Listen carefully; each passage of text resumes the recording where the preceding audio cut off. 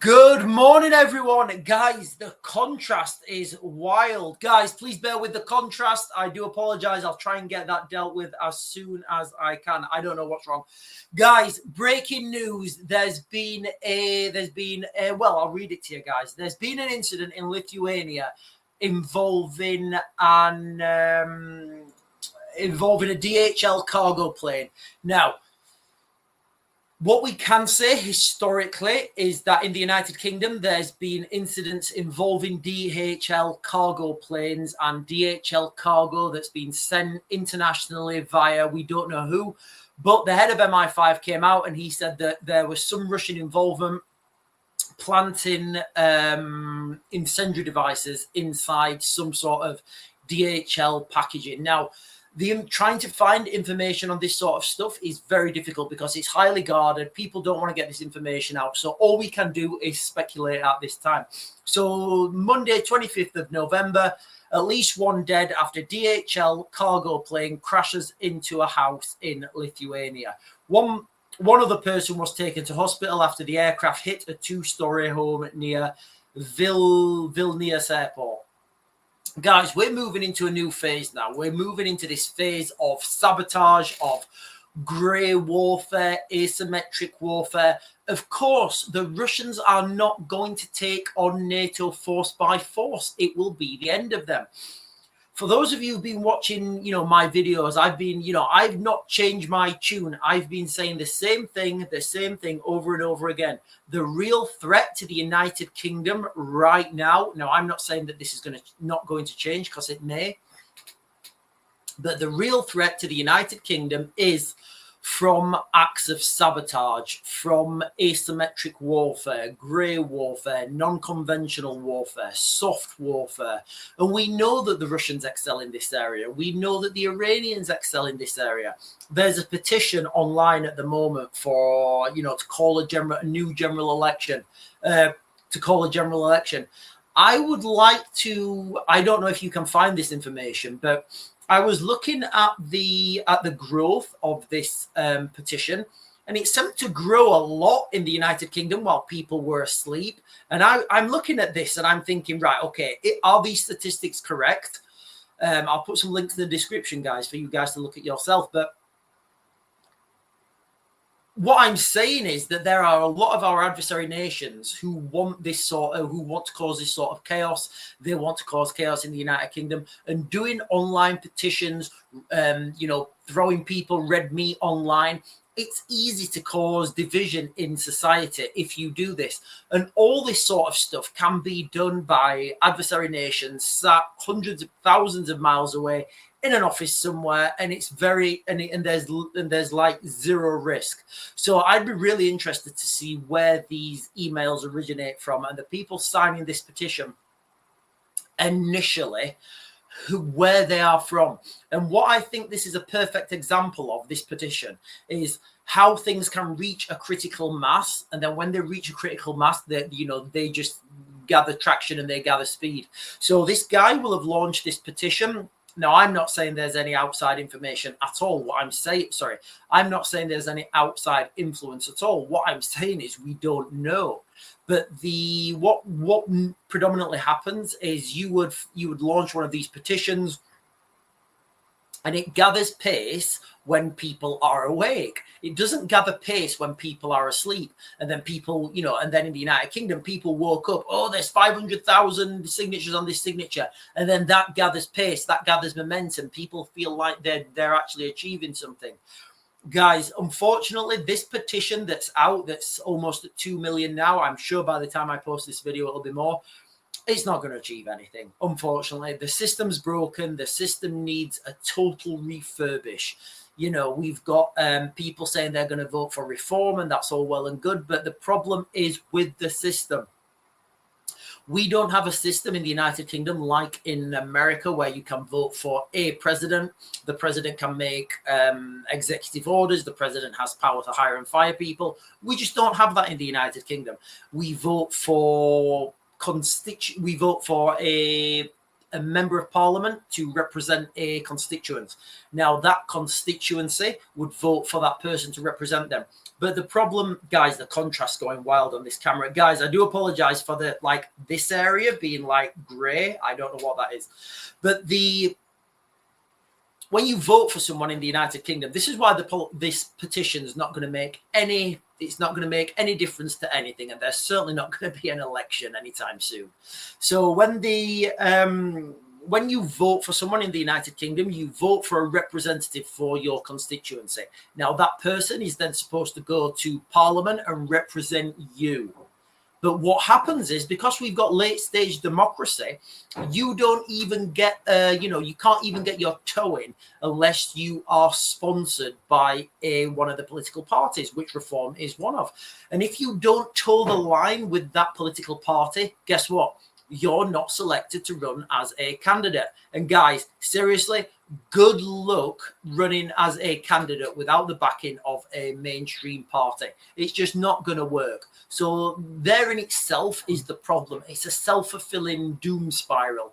So I've not got any hope or any aspirations that the British political system will be, will bring us all up into, broad sunny uplands, guys. It's just not going to happen. Certainly not before the Third World War anyway.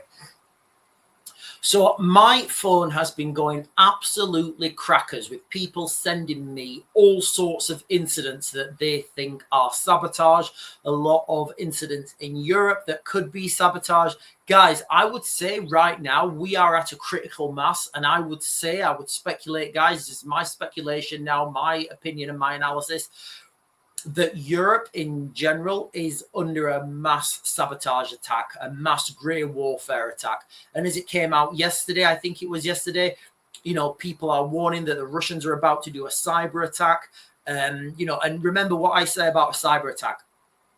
The golden standard, regardless what people are saying about the power, that the gold standard for a cyber attack is to cause a financial crisis. That's the gold standard, guys, for a cyber attack.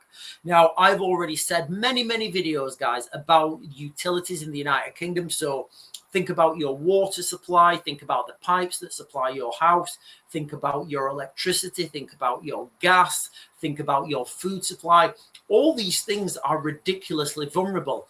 That also the emergency services, they are ridiculously vulnerable. Tell me, how many ambulances are just left on the streets with their tires exposed? Because normally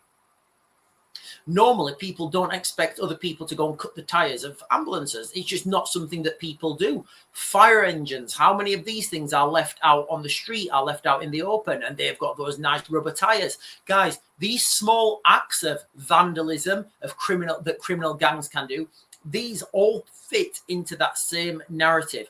Tell me, when you're looking at an enemy nation or conducting operations in another country, you want the biggest bang for your buck. And by bang, I don't mean anything going kaboom. I mean, you want the most for the littlest money. So if you can get away with paying people a couple £100 in the United Kingdom to go and cut tires on an ambulance, if you can get away with paying a couple of people a couple £100 to go and smash a water pipe somewhere, you're going to do it because it's got minimum risk and maximum effect. There's been drones reported flying over the air bases in the United Kingdom. Now, I certainly don't know what's on these air bases, but, it's a long time since I've been to an air base in the United Kingdom. But, what you can suspect is our adversary nations, they know exactly what are on those airfields because they've got people living in and around that area. And I've said this before, guys, and I'll say it again. I think what was it? The fake incidents, the hoaxes, these hoax incidents that we've seen at train stations. I think this is a probing, it's a probing reconnaissance by the way of, you set out a hoax incident and you see how the police react. You set out a hoax incident and you look, where are the police coming from? Where are the police going to? Who's coming out as a disposal squad? Where are they going to? Where are the people being evacuated? How long does it take for those evacuations to take place? Because what can happen is you can put a device in said location, and then once you've already done this, you know where those people are going to be evacuated to, so you could have a secondary device there. Now, I'm not saying any of this stuff's going to happen. What I'm saying is we are entering a new phase of warfare, the likes we have never seen. And I keep saying this, when we get these people, these generals, these NATO generals with 30 years experience in, you know, I was chief general staff to the, you know, whoever on whatever committee. Doesn't matter, because the new phase of warfare is going to be asymmetric. It's all well and good, you know, being able to say that NATO would destroy Russia within 3 days. Absolutely fine. How are they going to do that when the supply chain has been decimated by asymmetric warfare, by criminal gangs, by non-conventional means? You know, we've already got these people operating in our country. So as we're moving forwards, guys, to absolute wild times, I think it was, I did a video, I think it was on the other platform yesterday. And I said, my friend sent me a link, but it was in German. I'll just show it you here, guys. It's in German. I'll put the link in the description. Where is it? Yeah. So this is a link my friend sent me, and he tells me, I've got no understanding. I don't speak German, but I will share it with you guys. So he says this link here, it's talking about the manufacturing capacity of the European Union versus Russia. Now, the article, and again, guys, it is in German. Now, the article goes on and it talks about how much the Russians are producing in comparison to how much the European Union are producing. Now, the article says that the Russians are producing this. Sorry, the Russians are producing the same in 3 months that the European Union is in a year. So, you know, you've got to understand this conflict that we're heading towards, guys. It is going to be a conflict on an industrial scale. And right now, we don't have the industrial base to fight them. We really don't. It's going to be a case of how much stuff can we get from our factories to the front line, and will that be quicker than the other guys getting stuff from their factories to their front line? That's why boots on the ground, it's an inevitability, guys. It really is an inevitability, boots on the ground, because it has to happen, because without that military logistical supply chain, there's no chance of anything, you know, of the Ukrainians being able to hold any more ground. And I'll come onto the map now, guys. I should have done this at the beginning of the video. Where are we? There we are. So I think it's important that I do this every day, guys, you know, just to show you how much ground the Russians are taking. So this is from the 24th of last month. And just remember, for those of you who've been watching my channel a while, guys, I kept saying that the Russians are going to come about 10 kilometers south of Pokrovsk, and then they'll hold. They won't go any further than 10 kilometers. That's because at 10 kilometers, Pokrovsk is well within range of 120 millimeter mortar. 120 millimeter mortar. The mortar rounds are cheap, they're easy to produce, and they're in plentiful supply. If you want to, you know, if the Russians got any closer, they would be in range of Ukrainian systems, and it would be a lot easier for the Ukrainians to strike them. At 10 kilometers, that's kind of an that's kind of a good, you know, it's kind of a good trade-off between safety distance and lethality distance from the Russian side point of view. So I'm just going to skip forwards, guys, to whatever date we're on today. I think the map will only go up to the 24th because it's the 25th today and it'll update tomorrow. So I'm just going to skip forwards, guys. Each click's a day.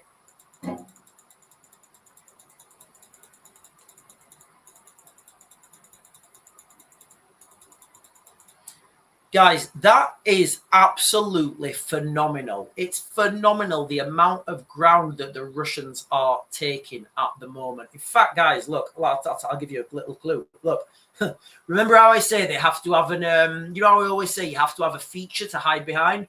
Well, let's look here, guys. I'm doing this in real time now. Let's have a look at this. Let's see how far that is from there to there. 9.7 kilometers. So, guys, listen, I'm going to suspect that the Russians are going to form a line behind this river. You see this river here? They're going to go behind this river because that river will form a defensive line for the Russians. So the Russians will be able to set up shop behind this river. And if any Ukrainians want to try and attack them, they have that river to deal with. It's very hard to cross a river, especially when things are coming at you that sound like hornets. So the distance there is perfect, guys, 9.78 kilometers. That would be a perfect holding distance there for the Russians because they're in range of Pokrov's is now in range of 120mm mortars, and when they move all across this line here, there really isn't any way for the Ukrainians to extract without being in range of 120mm mortars, which is, I think it's 12 kilometers the one the Russians are using, so it's well within range. So that's the situation on the ground right now, guys, and there's nothing to stop the Russians pushing forwards. Guys, somebody asked me on a video, when do I think the Ukrainian front line will collapse? Guys, I'm just gonna go back and show you again. I'll go back to the beginning of last month actually.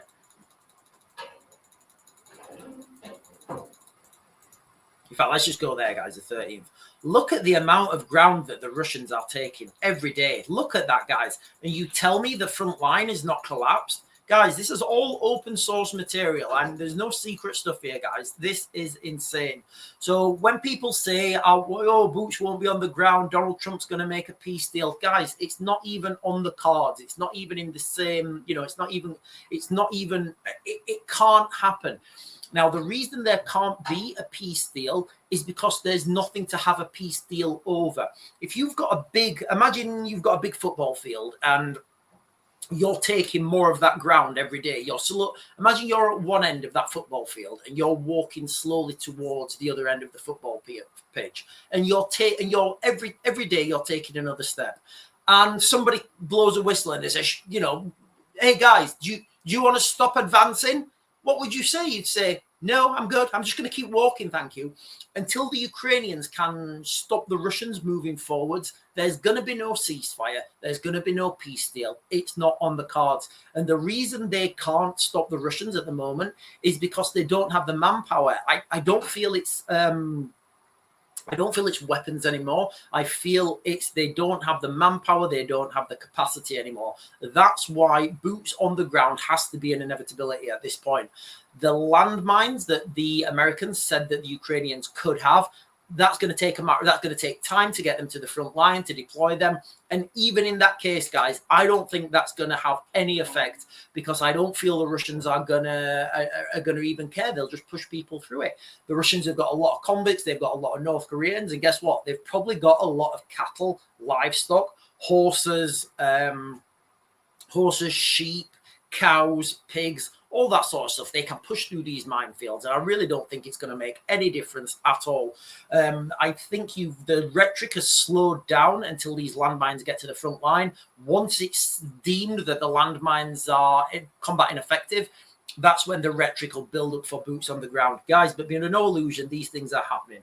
So that's the situation in Ukraine. That's the situation with Sabotage on the ground in the United Kingdom, on the ground in NATO in general. I will put some of the links on the, I'll put some of the links in the description, guys. I think it was yesterday as well that the Germans have come out and said, there's mysterious broken cables in the Baltic Sea.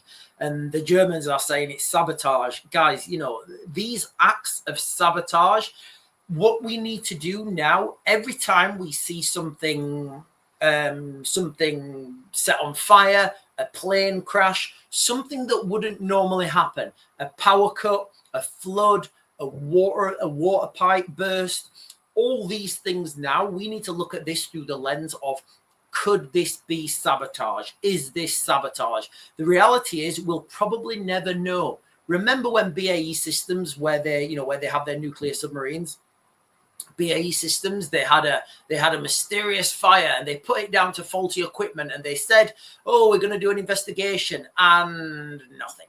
We've not heard anything. So I would likely suspect that is some sort of act of sabotage. Remember, we live in a liberal Western society. We lived in a liberal Western democracy, and it's very easy for our enemies to infiltrate us. It's very easy for people who are pro whatever to infiltrate our local government, to infiltrate our local infrastructure. Very easy to do this. Now, people say that, oh, they can't hack this, it's got the best firewall, they can't do that. Guys, trust me, okay? The Russians have been planning this for a long time. They're not stupid. I would argue, that they've been planning this since 1962, since I always use 1962 because that was the height of the Cuban Missile Crisis.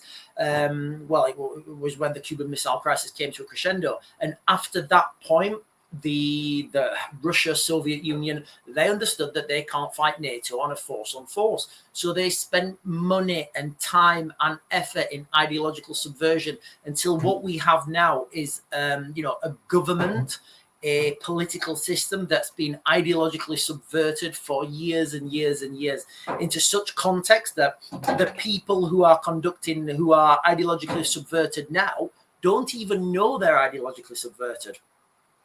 The situation in Iran, guys, it's not going away. The Middle East conflict's not going away. We're waiting for a response from Iran. It came out that the Iranians are preparing to strike Israel. That's still on the cards, guys. I said a couple of days ago, this will probably happen in and around Christmas time because you've got baby Jesus, you've got Jerusalem, you've got all that sort of stuff with the nativity, and people's minds will be giving it more focus. It will be more, what's the word I'm looking for? It will have more media attention if the conflict out there flares up in and around Christmas time, guys, because people will be, people have their Christmas trees up and people will be remembering the nativity. Guys, we are living in absolute wild times. Nothing's going away, guys. We are heading to a global conflict of an industrial scale. Sabotage, grey warfare, asymmetric warfare, whatever you want to call it. This is the new normal now, guys. This is the new norm moving forwards. These are the attacks that are going to happen. And they're going to, contrary to what the mainstream media are saying, I don't think they're going to, they're going to attack with cyber attack. I don't think the sabotage is going to take down the energy grid. I don't think a cyber attack is going to take down the energy grid. I think a cyber attack, the main intent for a cyber attack, they will focus that on the financial systems. So whether that's banking, payment, whether it's, I didn't realize, but everyone, I thought like it was just shops that could do this. But me, I can go to, I can't remember the company's name. You can basically buy one of those hand terminals now, and you can touch your card on it. I genuinely thought this was just for shops, and you had to have at least a business account or something. But apparently anyone can do this now. So this is just these third-party systems, these third-party banking apps. These are the weak chain. These are the weak links. Now, again, it doesn't have to be that. Think about your banking system. Think about how many staff work for the bank. Could it be possible that one of these people could be pro some sort of regime? Could it be possible that they could just stick a USB in the works computer and let it run overnight, 24 hours? In that instance, guys, that computer could be infected. Now, this is how cyber warfare works. It's not always, doing attacks from another building thousands of miles away. Sometimes you pay people and you get people in on the inside. There was a guy called, I did a video about him, Daniel, I think his name was Daniel Khalifa or something. He was basically, he's got done for espionage, and he was serving MOD. So you understand that these people have infiltrated they've infiltrated our networks. And the further down the food chain you go, the less security there is. So that's when you try to infiltrate, you try to get people early on, then they get promoted, and then you have someone at the top. Guys, these sort of things have been happening for years and years and years. The real threat to the United Kingdom is from, what do we call it? The mainstream media will frame this as something, guys. I framed it as sabotage, but it's grey warfare. It's basically attacks from people, low-key attacks from people that are already in the United Kingdom, paid gangs, criminal gangs, saboteurs, agent provocateurs, Chatushkas, whatever you want to name it, guys. This is the real threat to the United Kingdom. It's there to attack these people and organizations who are supporting these conflicts in Ukraine. Anyway, guys, I'm going to leave it there. I'm going to back to grid, and I'll get you guys another video later.